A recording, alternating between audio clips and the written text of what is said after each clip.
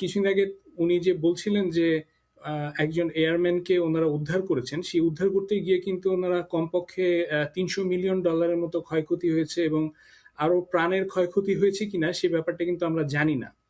তো সেই অবস্থার প্রেক্ষিতে দেখলে, এবং তিনি একসময় যেভাবে হাল ছেড়ে দিয়েছিলেন, তিনি বলছিলেন যে স্ট্রেট অফ হরমুজ আসলে আমাদের দরকার নাই, যাদের দরকার তারা নিজেরা মিলিটারি ফোর্স ব্যবহার করে এটা দখল নিয়ে নিক, ইউরোপিয়ানদের যেহেতু এটার উপর নির্ভরশীলতা, তারা ফোর্স পাঠিয়ে এটার দখল নিয়ে নিক, এই ধরনের কথাও কিন্তু তিনি ওই সময় বলছিলেন। তো সেই অবস্থা থেকে দেখলে আসলে তিনি আসলে একদমই উপায়হীন ছিলেন। যদিও তিনি অনেক রকম হাইপার বলি, অর্থাৎ অনেক রকম বাগাড়ম্বর করছিলেন, কিন্তু সেই বাগাড়ম্বরগুলোর আসল উদ্দেশ্য ছিল হচ্ছে এই কথাগুলো বলে একরকম মুখ রক্ষা আগে থেকে করে রাখা, যাতে পরে বলা যায় যে আমার অনেক বড় থ্রেটের মুখে ইরান আসলে এইরকম একটা ছাড় দিতে বাধ্য হলো, এবং আলটিমেটলি এরকম একটা নেগোশিয়েটেড সেটেলমেন্টে আমরা পৌঁছাতে পারলাম। সো আমার কাছে মনে হচ্ছে এটা সম্পূর্ণ পুরো ব্যাপারটা স্টেজড, যেহেতু আমরা জানি যে 48 ঘন্টা আগেই কিন্তু ইরানের তরফ থেকে এই 10 দফার কথা বলা হয়েছে, এবং প্রেসিডেন্ট ট্রাম্পের যে ট্রুথ সোশ্যাল আজকে দেখলাম, সেখানে কিন্তু তিনি সুস্পষ্টভাবে বলেছেন যে ইরানের যে 10 দফা সেইটা ওয়ার্কেবল। তিনি কিন্তু বলেননি যে আমেরিকা যে 15 দফা দিয়েছিল সেইটা নিয়ে আমরা কাজ করব, তিনি বলছেন ইরানের 10 দফা ওয়ার্কেবল। সুতরাং সেটা সুস্পষ্টভাবে বোঝা যাচ্ছে যে তিনি অনেকটা অপারগ অবস্থায় এই ডিলে সম্মত হতে বাধ্য হলেন।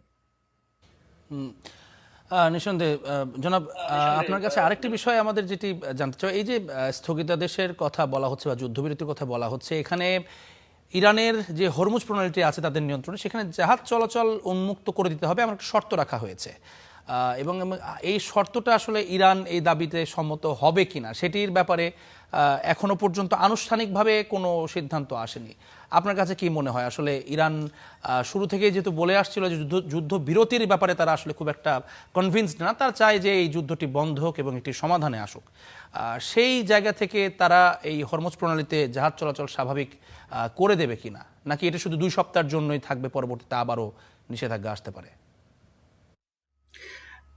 দেখুন, এই মুহূর্তে যে অবস্থায় চুক্তিটি আছে বা সিজফায়ারটি আছে, সেখানে ইরানের তরফ থেকে যে কথাটা স্ট্রেট অফ হরমুজ নিয়ে সরাসরি বলা হয়েছে, সেটা হচ্ছে যে স্ট্রেট অফ হরমুজ দিয়ে এই 2 সপ্তাহের জন্য যান চলাচল হতে পারে, তবে সেটার জন্য ইরানের মিলিটারির সাথে কোঅর্ডিনেট করতে হবে। তো আগে যে ঘটনাটা ঘটছিল সেটা হচ্ছে যে ইরানিয়ান মিলিটারি অর্থাৎ আইআরজিসির তরফ থেকে যাদেরকে অনুমতি দেওয়া হচ্ছিল তাদেরকে একটা কোড দেওয়া হচ্ছিল, একটা গোপন কোড, এবং সেই কোডটা তাদেরকে জোরে জোরে বলতে বলা হচ্ছিল যখন ওই ন্যারো স্ট্রেট দিয়ে তারা পার হচ্ছিল, এবং সেভাবেই কিন্তু ব্যাপারটা চলছিল।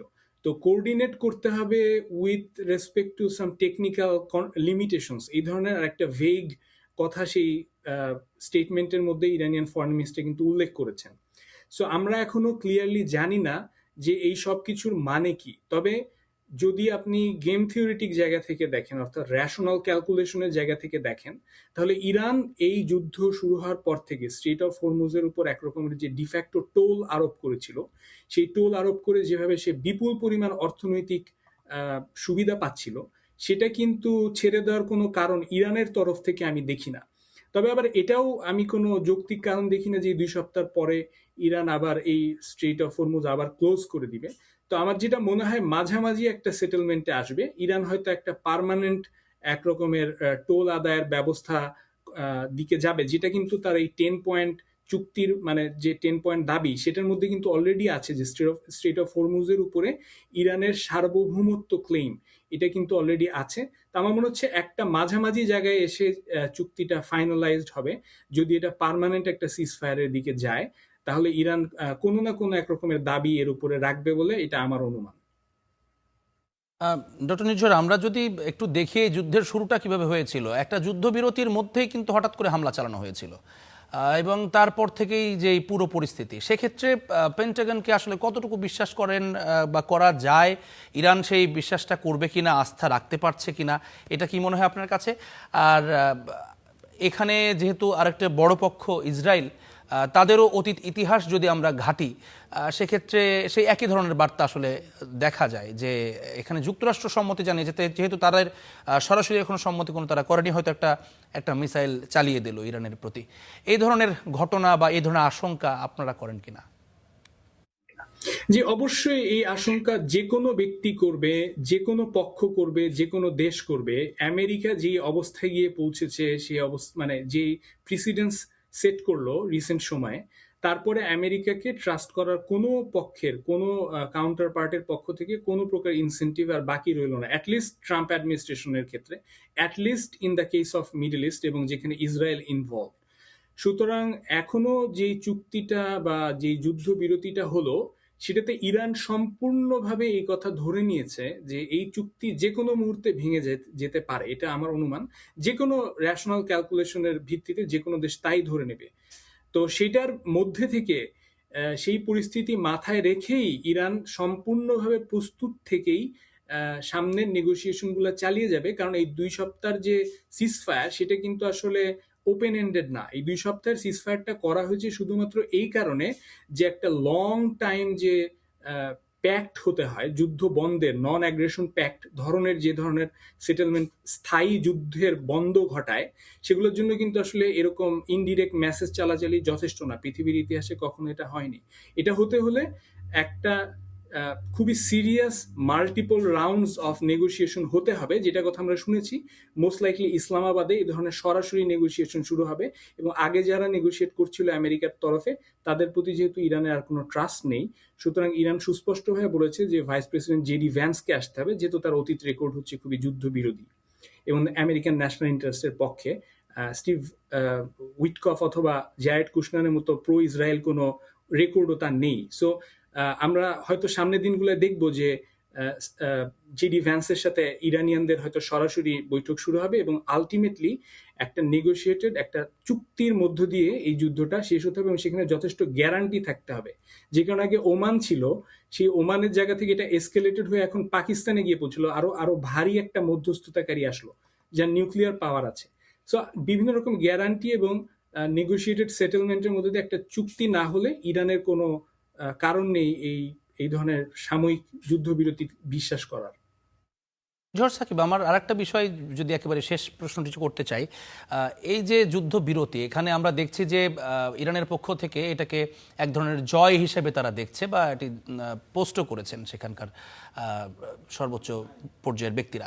তো সেইখানে আপনি কি মনে হয় এটি এখনো কি জয় পরাজয় যুদ্ধে নির্ধারিত হয়েছে, বা এখনো পর্যন্ত কারা আপার হ্যান্ডে আছে বলে আপনি ধরছেন? এটা শুধু ইরানিয়ান অফিসিয়ালদের কথা না, এটা আমার কথা আপনাকে বিশ্বাস করতে হবে না। এটা আপনি আমেরিকান মিলিটারি অ্যানালিস্ট যারা, আমেরিকান ইন্টারন্যাশনাল রিলেশনসের প্রফেসর যারা সেরা তাদের কথা দেখুন। একটা ভাস্ট মেজরিটি অফ নিরপেক্ষ যারা আর কি অ্যানালিস্ট, তারা কিন্তু অলরেডি বলেছেন যে নিঃসন্দেহে ইরান এখানে আপার হ্যান্ডে ছিল। ইরানের অসম্ভব একটা লেভারেজ ছিল, কারণ ইরানের ব্যাপারটা ছিল হচ্ছে যে ব্যাঙের আবার সর্দির ভয় কিসের। অর্থাৎ ইরান অবশ্যই ক্ষতিগ্রস্ত ছিল, তার ইনফ্রাস্ট্রাকচার ক্ষতিগ্রস্ত ছিল, মিলিটারিলি, ইকোনমিক্যালি, সিভিলিয়ান ক্যাজুয়ালিটি ছিল। কিন্তু ইরানের তো আসলে হারানোর আর কিছু নেই। ইরান যেটা করছিল যে আমরা যদি ক্ষতিগ্রস্ত হই, আমরা যদি মরি, অন্যদের সাথে নিয়ে মরবো।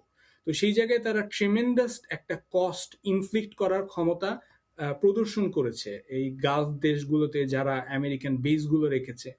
সো সেই সমস্ত জায়গা থেকে যদি বিবেচনা করি যে মানে ট্রেমেন্ডাস অ্যাসিমেট্রিক একটা পাওয়ার থাকা সত্ত্বেও ইরান যেভাবে আজকে প্রেসিডেন্ট ট্রাম্পকে বাধ্য করলো তার এই 10 দফা দাবিকে ওয়ার্কেবল বলতে, যেটা 48 ঘন্টা আগে ট্রাম্প বলছিলেন বা তার অ্যাডমিনিস্ট্রেশনের লোকেরা বলছিলেন যে ম্যাক্সিমালিস্ট গোল, এগুলো আসলে ওয়ার্কেবল না। তো সেই সমস্ত বিবেচনায় দেখলে এই কথা বলতে কোনো দ্বিধা নেই যে ইরান এই যুদ্ধ থেকে একটা অ্যাটলিস্ট রিজিওনাল হেজেমন, অর্থাৎ একটা আঞ্চলিক পরাশক্তি হিসেবে আবির্ভূত হয়েছে, এবং এই অঞ্চলের লোকেরা অ্যাটলিস্ট ইরান কি চিন্তা করছে সেটা গোনার মধ্যে না ধরে আগামী দিনের রিয়েলিটিতে হয়তো বেশি দূর আগাতে পারবে না আর কি। যদি না এই রিয়েলিটি পুরোপুরি চেঞ্জ হয়, অর্থাৎ ধরেন আরো বড় ধরনের এসকেলেশন হয়, ফর এক্সাম্পল নিউক্লিয়ার এসকেলেশন, তা না হলে ইরান এখন যে অবস্থায় আছে, ইরান নিঃসন্দেহে একটা আপার হ্যান্ডে আছে। অনেক ধন্যবাদ আপনাকে ডক্টর নির্ঝর।